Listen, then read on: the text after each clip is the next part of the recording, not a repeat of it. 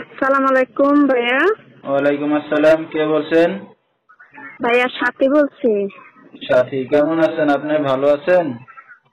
ভালো আছি ভাইয়া, আপনি ভালো আছেন? মাশাআল্লাহ, অনেক ভালো আছি। সাথী, কোথা থেকে বলতেছেন? আপনার দেশের বাড়ি কোথায়?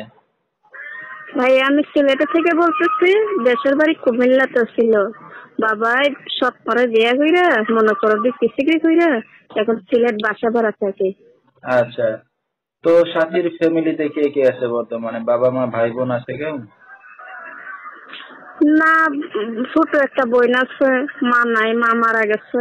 সৎ মার কাছে থাকি, অনেক জ্বালা যন্ত্রণা পাই। এই কারণে মনে করো আমি প্রতিবেদনের সামনে গেছি। আচ্ছা, ঠিক আছে। তো সাথী, কি করেন বর্তমানে আপনি? ভাইয়া সেলাই মেশিন এর কাজ করি, মানে দৈনিক 200, 300, 400 পাই। এটা দিয়ে মনে করো বাসা ভাড়া দেই, সংসারে চলাই, নিজের উপর সংসারটা।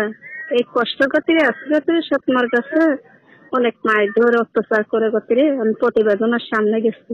আচ্ছা, ঠিক আছে। তো দর্শক, শুনতে থাকুন আজকে সাথীর জীবনের গল্পগুলা। ফুল ভিডিওটি দেখলে মোবাইল নাম্বার পেয়ে যাবেন, সরাসরি যোগাযোগ করতে পারবেন সাথীর সাথে।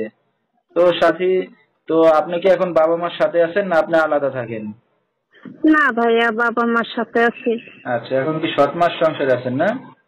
জি ভাইয়া, সৎমার সংসার আছে। আচ্ছা, আপনার বাবা কি করে বর্তমানে?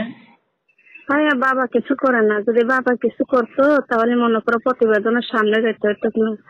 বাবা সৎ মার সাথে অনেক অত্যাচার করে, মারধর করে। তাছাড়া মনে করো সৎ মা যা বললে তাই শুনে। এই আচ্ছা, কারণে আমি প্রতিবেদনের সামনে গেছি ভাইয়া। ঠিক আছে। তো আপনার সৎ মা কোনো কাজ বাজ করে? জি ভাইয়া। আপনার সৎ মা কোনো কাজ বাজ করে? আপনার মা কোনো কাজ বাজ করে? জি না ভাইয়া, সৎ মা কোনো কাজ করে না। ঠিক আছে। তো এখন আপনি যা উপার্জন করতেছেন তা দিয়েই সংসারটা চলতেছে? জি ভাইয়া, এই তো বাসা ভাড়া দেই, নিজের উপরে সংসার। সিলেট মদিনা মার্কেট এখানে থাকি, বাসা ভাড়া দিয়ে ভাইয়া। আচ্ছা, তো আপনাদের কুমিল্লাতে জায়গা জমি ঘর বাড়ি আছে কিছু?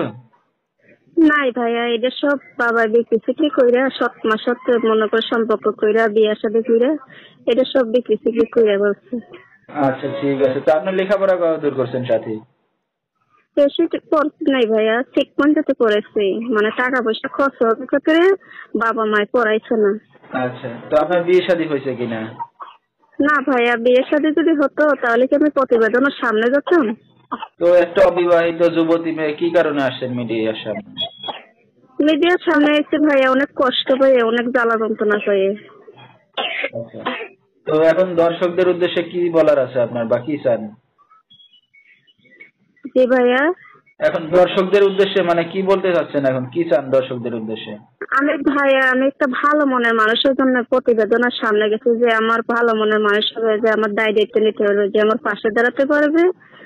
মনে করো তাকে আমি মনে করো বিয়ে শাদী করবো। আচ্ছা, তো এখন বিয়ে শাদী করতে যাচ্ছেন, আপনার সৎ মা আপনার বাবা জানে? না ভাইয়া, মনে করো বাবা সৎ মায় জানে না, তো মনে করো আমি প্রতিবেদনের সামনে গেছি যে। তো তারা জানলে সমস্যা হবে না? আমি তো মনে করো ভাইয়া লুকাইয়া মনে করো ফোন চালাই ভাইয়া।